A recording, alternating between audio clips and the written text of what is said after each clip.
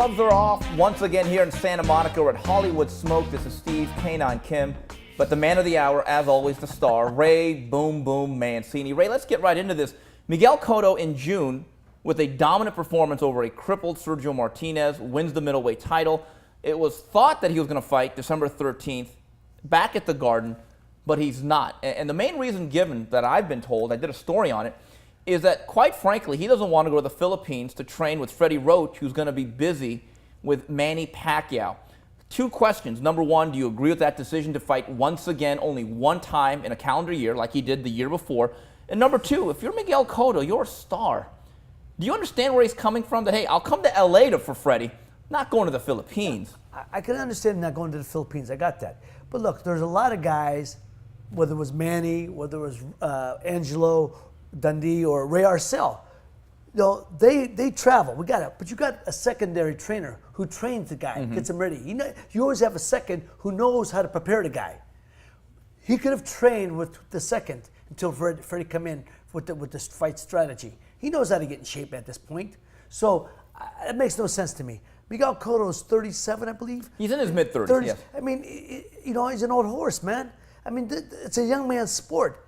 He come off a wonderful performance. You don't lay off all this time. Okay. How many fights he got left? Well, wait a minute then. You've always said boxing's a young man's game. By the time you're in your 30s, you got to start thinking about packing it up. So, okay, let's go with that dynamic then. Is he better off just fighting once a year at this stage of his life? If you want, I understand that. But the point is, how long do you plan on fighting? You plan on fighting into your 40s? You want to be B-Hop? I mean, it makes no sense because, today's flavor, yesterday's flavor.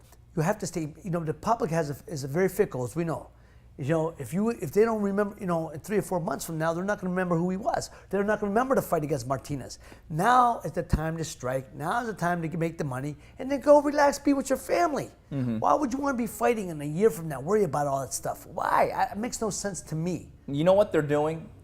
Is what I call the Elizabeth shoe. They're babysitting. Remember that movie in the 80s? Yes, yeah, it didn't exactly win any Academy Awards, but they did not want to take any chances with the Cotto-Canelo Alvarez fight, which I believe is going to happen next year. I think that's a fait accompli. Now, what I was told by inside sources, Andy Lee, believe it or not, the Cotto people didn't like it because they thought, A, he was a real middleweight, and number two, he's not crippled.